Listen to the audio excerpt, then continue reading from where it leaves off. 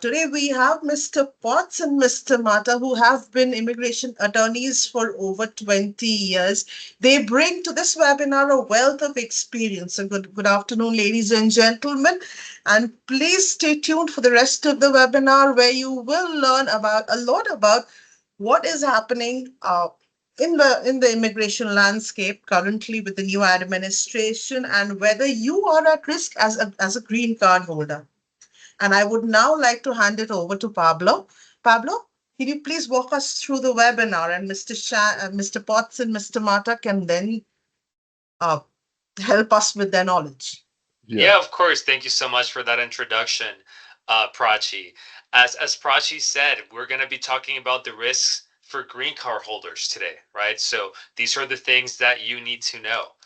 Um, we're going to be talking about understanding those risks, the risk of deportation for minor violations, changes in green card renewal process, increased border and re-entry scrutiny, new and proposed travel restrictions, the Lake and Riley Act, legal pathways to avoid deportation, know your rights, action steps and resources.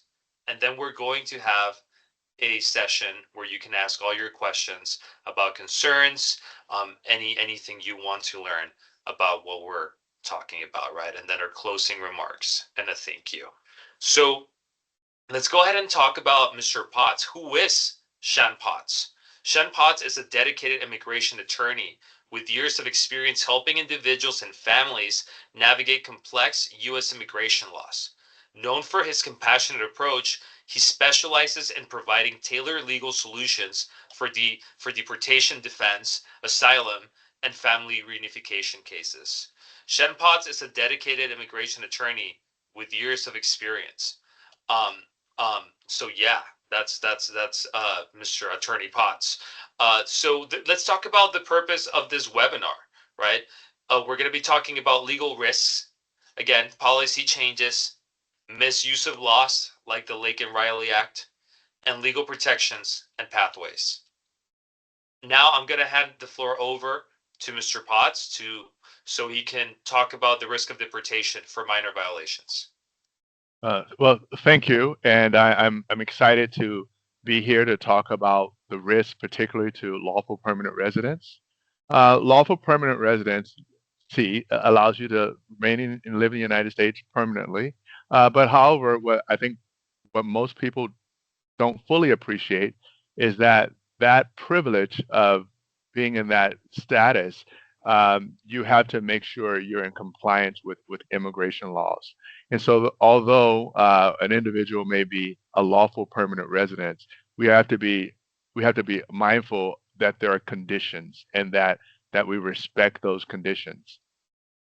Beyond lawful permanent residency, individuals have the opportunity to apply to naturalize their status. But while you're a lawful permanent residency, we have to be very mindful of how we maintain that lawful status and how we avoid risks of being placed in removal proceedings and sometimes, unfortunately, detention. So that's the purpose of this webinar. And what I first want to focus on is what are some of the key concerns or key issues that put lawful permanent residents at risk, typically green card holders, as is commonly known? The most common risk is of criminal offenses. Sometimes those criminal offenses can be very serious, and sometimes they can be even minor offenses, which we may all find ourselves in, such as traffic violations or controlled substance violations. But whether or not they're minor or whether or not they're more grave offenses, in this present day and time, in this climate, it's something that we all have to be mindful of.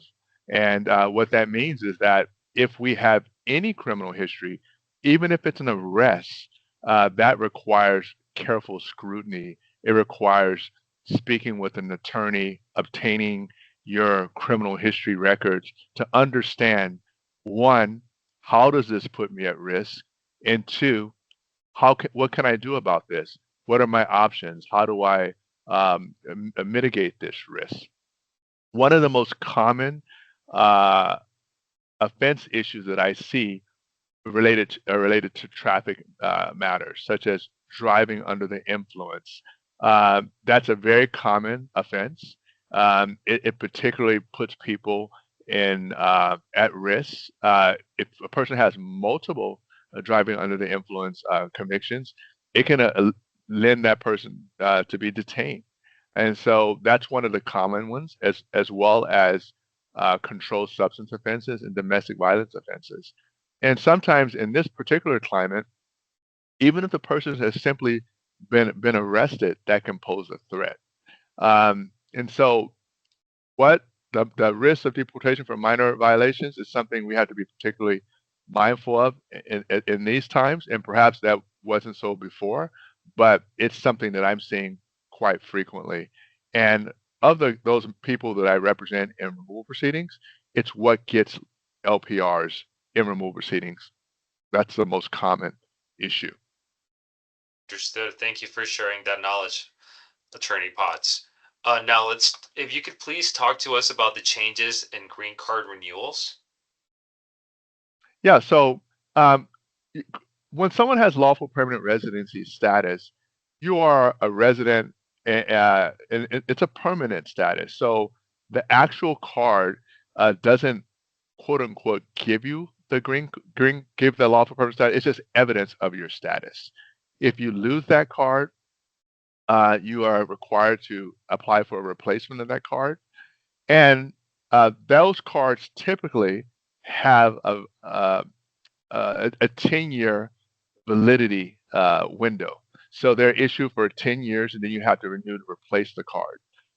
I've seen cards in the past where someone perhaps got their lawful permanent residency as a child or a teenager, and now they're a 50-year-old person. And so you'll have a photograph on that card of them as a young person, but now they're much older. The government has required biometric printing. And what that means is that when the government requires those cards to be renewed, they're also taking the person's fingerprints so they can get a better understanding. Have there been any criminal violations or any other sorts of violations? And so that's the purpose of the time period that's attached to those cards. So we can understand whether or not you're still in compliance with the conditions of your residency. Now, that being said, it is required that you maintain a valid resident card. As I mentioned, even though the card is not um, doesn't give you status, it is evidence of your status. And because you have to maintain a valid residence card, you have to understand that you would have to go through biometric printing. This raises the concern that if there's anything in your history, your criminal history or your immigration history, which poses a violation of conditions, USCIS, the government will discover that at the time of processing your card. So if your card is coming up for expiration, what you want to do is to get an analysis and assessment, speak with an attorney to make sure that everything is in order prior to filing for that renewal. And we also don't want to wait until the last minute to apply for our renewal. Understood. Now, can you please walk us through increased border scrutiny? Well, of recent, in the last several months, this is probably what most of us are seeing in our news cycle and what's bringing most alarm to us. Because as a green card holder, as a legal permanent resident, it allows me to live in the United States permanently, and it allows me to travel. And we use that green card once we're asking for admission to return to the United States. However, in today's climate, um, immigration officials are exercising their ability to scrutinize heavily those people who are entering the country. And although lawful permanent residents have a technical right to enter the country, they can be heavily scrutinized. What are they looking for? Well, they're looking for any violations of the immigration law. That could be, if I'm a green card holder, how much time have I spent outside of the United States? Because I'm a lawful permanent resident. If I've spent more than several months outside of the United States, that raises a red flag to immigration officials. Also, when I'm coming in, and I'm asking for admission to return to the United States, do I have any criminal history that's going to raise an alarm? Whether or not that's a simple arrest or something more serious, such as a conviction for a minor offense or a serious offense, that's going to create more scrutiny. I want to explain what that looks like. So imagine I'm a green card holder and I travel to visit family, and my trip is several months. Well, when I return, I'm going to be asked, uh, have you abandoned your residency status? Are you still residing in the United States, or are you living abroad and misusing the residency status? That's what's going to be scrutinized, and officials have to understand that and believe that you're being credible. Once you're inspected, if if there's an indication from immigration officials that there's a concern, you can be taken into secondary inspection. And by being taken into secondary inspection, they can they can engage uh, in it, for the lack of a better word, an interrogation to kind of understand, hey, what's really going on here. And sometimes that secondary inspection can last for quite some time. It can be very uncomfortable. I always advise people that prior to traveling, to consult with your immigration attorney if you believe you have anything that's going to raise a concern. Because what we do have to understand is that when we're seeking admission, your right and your ability to consult with an attorney is very, very limited. Another important consideration when returning to the United States as a green card holder is immigration officials' ability to to inspect and survey your technical devices, your laptops, your smartphones, phones. So any information that can raise concerns, any of your social media contacts or your images or your communications, those all are subject to immigration officials looking into that, and that can raise a concern. It can raise national security issues depending on the type of conversations you have, and so we all have to be mindful of that as to what we're traveling with when we return to the United States and what our activity and our behavior has been. So the right and the privilege to travel is that granted to green card holders, but we have to be very, very, very take a lot of precautions and not take it for granted that we won't face additional scrutinies. Now, one thing I do want to add is that although um, you may face scrutiny depending on your circumstance, you do have a right to enter the United States. However, if there's something that raises a concern, you can be given a notice to appear before an immigration judge to address those concerns. That means you could be placed in removal proceedings if there's something there that warrants that type of review. Thank you for sharing that, Attorney Potts. Uh, can you please talk to us about the new travel restrictions we're seeing? Yes, this is something that for many of us who've been around in this space for a while, after 9/11, that incident in 2001, I believe, after 9/11, there were travel restrictions placed on certain countries, and some of those travel restrictions are resurfacing. Some, depending on their designated countries, who may been there may be travel restrictions on those individuals returning to the United States. So we wanted to always be mindful of what are the current travel restrictions, what countries, what are travel bans that have been put into place, and whether or not there are particular concerns in my circumstance that may raise a travel concern, such as a prior removal order, or whether or not I've resided outside the United States or been outside the United States for extended length of time. So all of these things may um, create issues when traveling, and all of these things that we have to be mindful of. So if you're from particular countries, you have to be mindful as to what kind of scrutiny I'm going to face and whether or not the United States has placed a travel ban. And that's something that's very alarming and kind of impacts um, the decision making that we have to do before we embark on travel. Understood. Um, Can you please share a little bit about the spotlight on the Lincoln Riley Act? Yes. After in this current administration, the White House has signed a bill that became law, the Lincoln Riley Act, and this act was passed to address those individuals who have certain types of convictions. What's of particular note is that it's not only convictions, but it also can be arrests. So even if you're arrested and haven't been convicted, certain types of offenses can bring you to the attention of immigration officials. And the danger, the risk is that you can be put into detention and you also can be placed in removal proceedings, even for something as simple as an arrest. And what that means is that I've been accused of a crime. Whether or not I've been ultimately found responsible, it still presents a risk. All of this is to spotlight that as a non citizen of the United States, it is extremely important to understand what is my immigration history and particularly now, what is my criminal history. So, whether or not I ever step foot in a courtroom, criminal history also includes any arrests or stops or detentions or encounters with law enforcement. So what do we do? We speak. We obtain our records. We understand what's there, and then we scrutinize as to whether or not there's anything in my criminal profile, including arrests, that's going to subject me to the Lincoln Riley Act.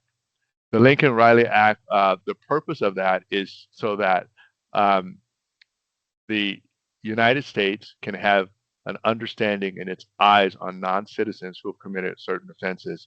The intention was for the protection of the community. However, the implementation and the effects of this act is going to affect many, many people. And so we have to be very mindful of this. And so what does that mean?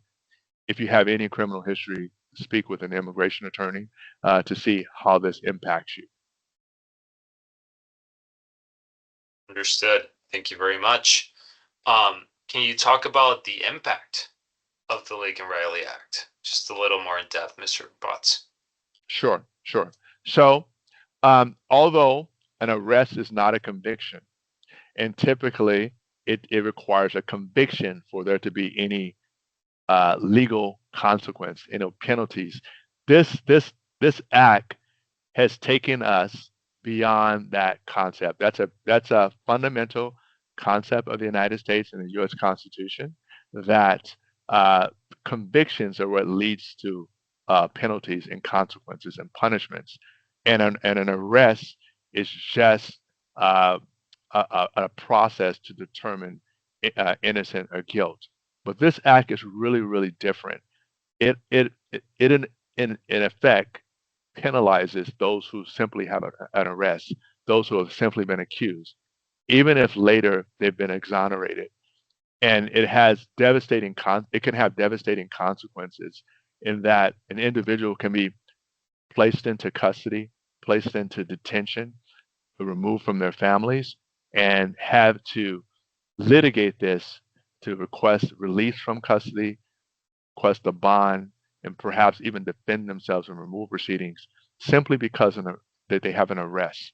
So I consult with over the years. I've consulted with thousands of individuals, and I'll ask the question, "Do you have a criminal history?" And you know how we answer that question. Sometimes we think, "Well, that's been taken care of," or "I was only stopped." Now, we have to be mindful of that. We have to pay attention to that because that mere stop can, have devastating consequences. This administration, its primary concern related to immigration is enforcement, and that includes detention. So now the Lincoln Riley Act can place many people in that unfortunate situation of being detained. And so that's something we all have to be mindful of. Thank you for that context. Um, so, what are some legal pathways to protection? Well, the most obvious one is that if I've been a lawful permanent resident for at least 4 years, I need to start to consult with an immigration attorney about applying for U.S. citizenship. But we have to do that with a certain degree of caution. We have to do that to make sure that first we understand our immigration history. We understand that we meet the requirements for naturalization. Naturalization is not a right, it's a privilege. And the U.S. immigration officials have the discretion to grant someone naturalization to become a citizen or not. So, one, you have to understand, am I eligible to apply for my citizenship? Do I meet the requirements? Have I resided in the United States for at least 5 years? Have I abandoned my residency status by being outside of the United States? Do I have any criminal history which would prevent me from applying for my citizenship? And do I have any criminal history that would affect the discretion that USCS would exercise? And what that means is that, am I a person of good moral character? So before we apply for citizenship, what we want to do is that we want to understand our situation, understand our case. We want to have those records in our hand, and we want to understand how they affect us. And then once we can be comfortable that we meet those requirements and that we can overcome any challenges, then one pathway to protection is applying for our citizenship to get that status. It allows us to remain in the United States. We no longer have those risk concerns that relate to LPRs. And it also importantly allows us to apply for legal status for our loved ones, our spouses, our children, our family members. So it's a very important one. Now, for those lawful permanent residents who find themselves in the unfortunate situation of being placed in removal proceedings, there are waivers. There are things that we can do. One thing we can do is explore, how do we go back into criminal court if we're there for a criminal offense? How do we go back into criminal court and ask the criminal court to mitigate, to modify our history so it no longer has an immigration impact? That's one. That's called post conviction relief. If we're successful with that, we can attempt to overcome the reasons or the grounds that we've been placed in removal proceedings. Also, within removal proceedings, we can always ask for for the lack of a better word, forgiveness or waiver. So we look at what the offense is. We look at whether or not the offense is eligible for a waiver, and we look to see whether or not we deserve it of that waiver. Have we rehabilitated ourselves, or how long that offense is? That's called cancellation of removal. Where yes, I'm in removal proceedings because I have an offense, but I'm asking the immigration courts to provide me with the discretion of a waiver to overcome that. So those are two ways: naturalization, and then asking for waivers, in addition to post convictions, how we can protect ourselves if we are green card holders. Thank you for that. So what can people do now? Well, um, number one, consult with an immigration attorney. I'm a green card holder. I've been a green card holder for many years. Can I apply for my citizenship? What should I do before I apply for my citizenship? What is my immigration history? How did I become a resident? That may deserve a second look. Do I have any criminal history? And what I mean is, not have I been convicted of a crime, but have I had any encounters with law enforcement? And if so, let's do the due diligence in getting that record so we can understand, yes, we can move forward, or no, we perhaps need to take care of that in criminal court before we move forward. And also, fundamentally, to know your rights, to know what your rights are, what your rights as a green card holder are, and what your rights just by being physically present in the United States. Everyone in the United States, whether or not they're a U.S. citizen or a non-citizen, is entitled to due process. And so, by knowing your rights, understanding your rights, and being really diligent in how you move forward, how you prepare, how you inform yourself, it can lead you to mitigate all these risks that we're talking about today. Understood. So thank you so much for all of that knowledge, Attorney Potts. Now we want to open the floor for questions that you all may have. So please go to the Q&A section of this webinar and type in your questions. We'd love to read them. Um, I do I do see I do see a question here coming from one of the people in this webinar anonymously. Will the Lake, Attorney Potts, will the Lake and Riley Act affect my immigration case even if I was arrested before the law was enacted? Well, one, yeah, I believe so, yes, because uh, just by having the arrest or the offense on your record, it brings you in the radar of law enforcement, and then law enforcement may move forward to detain you, and those issues will probably be resolved at a later junction. Although laws are typically not retroactive, we have to distinguish between the law and its impact and how the law in reality will be exercised.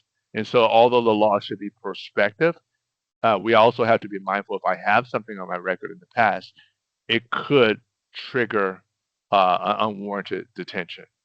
So legally, it's not retroactive. It's not supposed to be, but it can be applied in that way. Understood. Another question we have is, I have a past conviction for a domestic dispute from years ago. Is there a way to erase or fix that to protect my status? 100%. So, depending on what state you are, many states have relief for individuals who have passed. Was that a conviction or arrest, Pablo? Does this individual state they had a conviction or an arrest? This was a conviction. Okay. So many people have many states. I'm sorry, many states have laws on their books to help people to go back and re-examine their convictions and even arrest. That's why I asked that question. Sometimes with arrest, you can go into court and ask the court to seal that arrest. Typically, arrests and removal proceedings don't subject individuals to removal or deportation. But with convictions, you can go back into criminal court and you can ask for something called post conviction relief. What that basically means is that you're going to the criminal court and you're asking the court to take a second look at my conviction. And here in California, the central question is at the time that I was convicted, did I fully appreciate, did I understand that this conviction could lead to my deportation? And was I advised and was I represented properly in those proceedings? Many times, unfortunately, the answer is no. And based on that, based on the person's sworn declaration and the evidence in the record, we can go back into criminal court, clear that criminal conviction so it no longer can be used against you in immigration context. Understood. Thank you for that answer. Mr. Mata received a really good question. Mr. Mata, would you like to read that for Attorney Potts? Sure. Um, so this particular individual is asking, if I'm a legal permanent resident, can I petition my spouse and minor child or children? And what is the process and how long does it take? Sure. So the answer to that question is yes, you can petition. Now, when petitioning, we have to be mindful that the United States issues so many visas per year, and there's priorities in who can petition and when that individual, when it's ripe for them to get their immigration status based on your petition. So a lawful permanent resident can petition their spouse and their children. However, there may be a waiting time depending on what they call your priority date. And so for some countries, the waiting time is longer than others. And typically that tends to be Mexico, India, China, and I believe the Philippines. And so those countries may have a longer wait period than other countries. And so what we want to do is that we want to apply for our loved ones so we can lock in that priority date. It's kind of like we're waiting in line, get our place in line, and file that petition for our family members. And we also want to look at, can I apply to become a citizen so I can expedite this process? So it's a strategic approach depending on what family member you're applying for. Also depending on am I is it right for me to apply for my citizenship? So you have to have a very strategic and a very smart approach. But I would always encourage petition for your loved ones as soon as possible, and then determine whether or not you can become a citizen. Because by becoming a citizen, typically what that means is that you'll be able to help your loved ones to get their immigration status much sooner. Thank you And for to that. and to Good. add to what Mr. Potts just mentioned about citizenship, so if you are a conditional resident, and you got your marriage through, you got your green card through marriage, you only need to wait 3 years before applying for citizenship.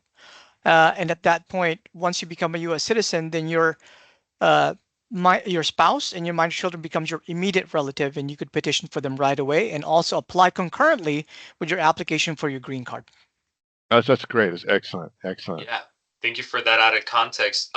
Mr. Fuentes, who's here in our webinar, has a question. Yes. So, if I have my renewed card for 10 more years, but I have a criminal record, can they still deport me? Well, the way you want to look at this is that I have legal status in the United States.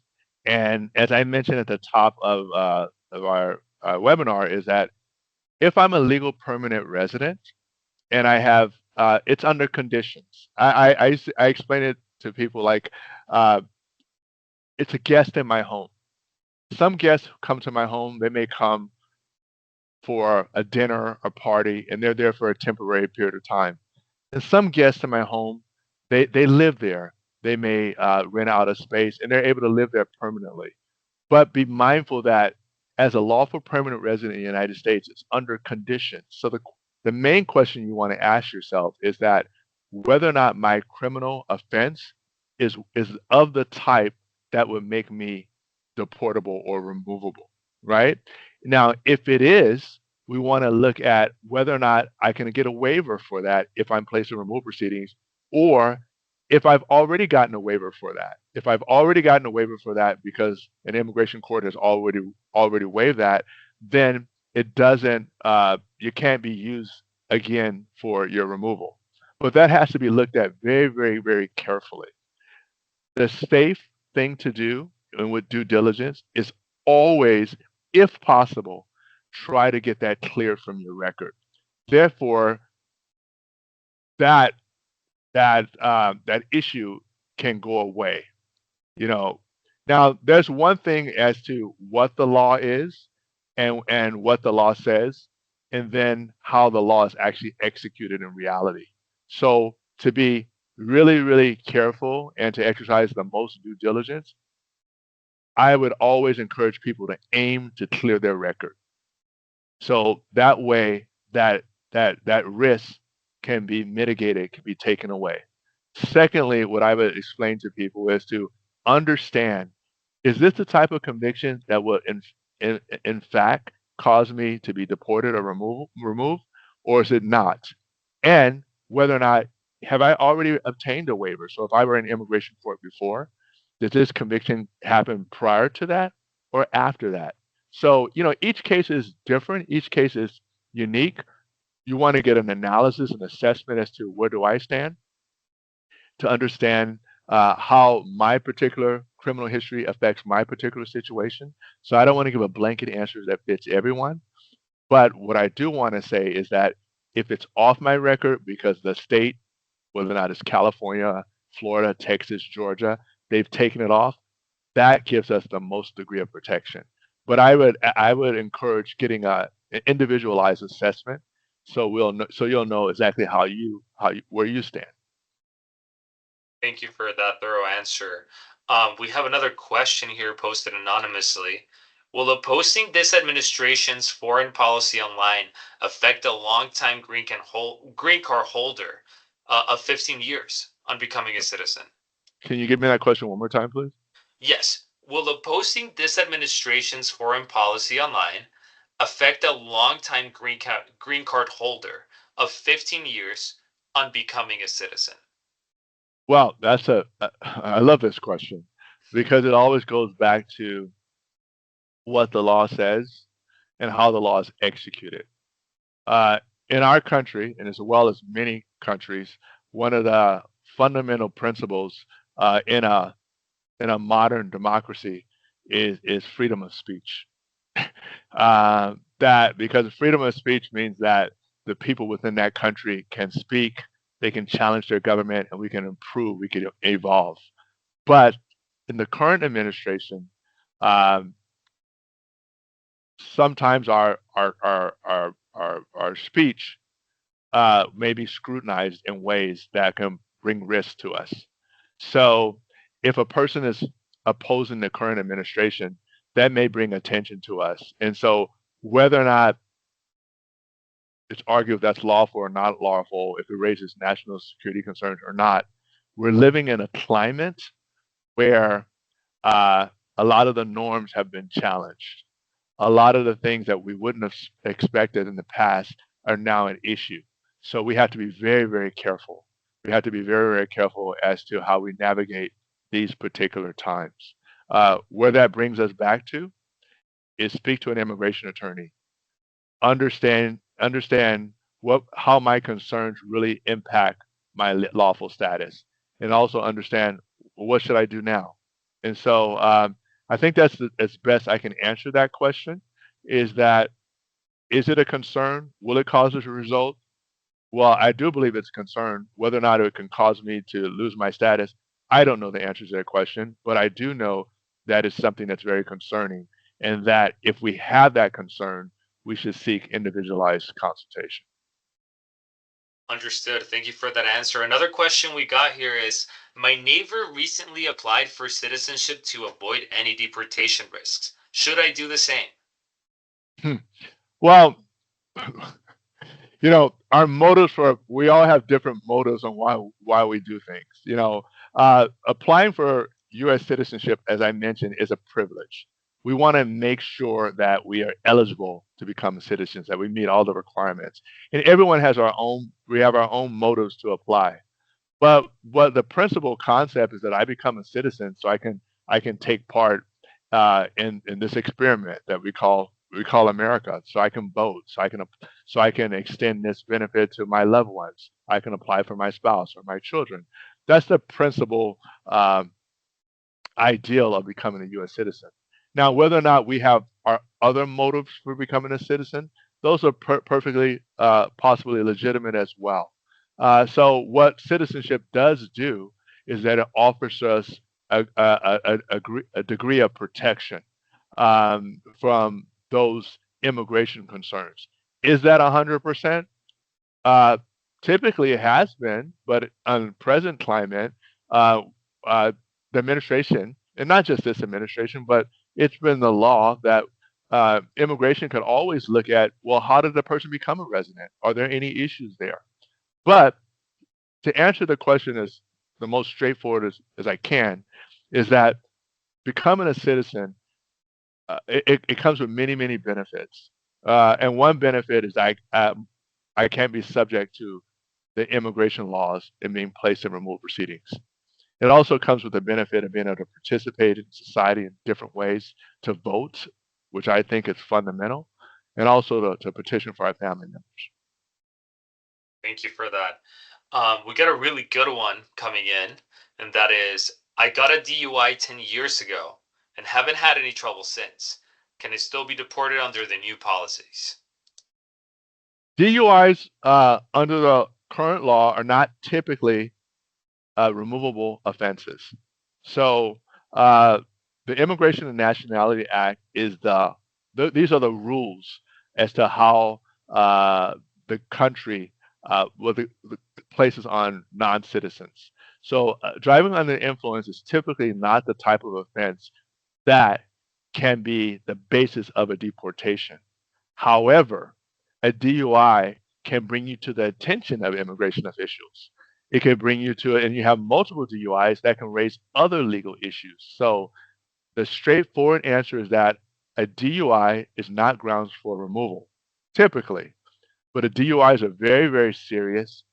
They pose a threat to public safety, And although it may not be the reason why I may be subject to removal, it could bring me to a law enforcement's attention. It could place me in detention facility, and it could place me in front of an immigration judge in removal proceedings if I have other issues. Now, what do you do if you only have if you have that DUI and it's been many years ago that that incident happened? Why not clear that from your record so you can alleviate this concern? And what that requires is having someone look at it, having someone examine, is it possible for me to mitigate this? When I say mitigate it, I mean to change it in a way where it's not going to harm me, or perhaps even clearing it from my record. So all of these, we had some great questions today, but all of these questions, all of these concerns really brings us back to the point of getting an individualized assessment and coming up with an individualized solution for your particular circumstance. Understood. Well, thank you so much for answering all of those questions, Attorney Potts. Um, we have our phone number right here. If anyone wants to contact us, it is 323-803-7147. We also have our website listed here. It's www.shanpottslaw.com. Anything you would like to add, Attorney Potts? Yes, I'm very happy to have this webinar. Happy to have you, Pablo, and Mr. Mata assisting here. And over these 20 something odd years, uh, it's it's uh, it's really unfortunate, and it kind of pains me when I see lawful permanent residents finding themselves at risk in immigration proceedings or detention, because these individuals have gained this status. The status comes with a lot of privileges. We've built families here. We've built businesses here. We're a part of the community. There are neighbors, and it saddens me that we don't protect our status. That we don't see how can we become a citizen. And a lot of these risks can be mitigated, can be avoided. We just have to take the steps to kind of understand our situation, get clarity on that, and do what we need to do to protect ourselves and our families, and if possible, try to become a citizen, and or try to clear our criminal history and understand where we stand. Excellent. Thank you so much for that, Attorney Potts. Very well said. Before we conclude, I do want to invite all of our guests here. If you hover over to this section where it says free legal consultation, you can click it, and that is going to take you to our calendar. We sincerely stress that you book a free consultation so we can take a closer look at your situation and see if and how we can be of assistance. So could you please go ahead and try to click that? And if it doesn't work for you, please in the chat, let us know so we can provide you with the link manually before we conclude the session.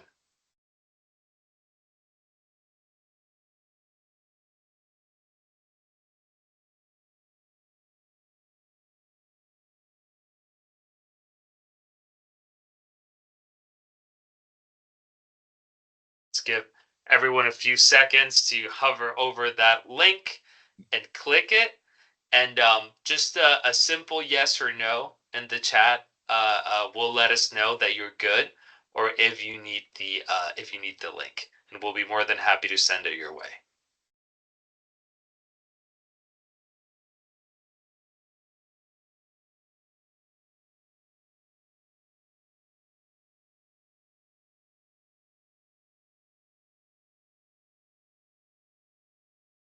Okay, well, thanks everyone again. Thank you, Attorney Potts, Mr. Mata, for all your knowledge, your questions. Thanks everyone who joined us for all your questions. Yeah, and we're here to assist you with anything. If you couldn't click that link and couldn't figure out how to type in the chat, just give us a ring after this webinar, and we'll be more than happy to assist you. You can always visit our website to book that free consultation as well. But we'll see you next time, and we hope you all have an excellent weekend. Thank you.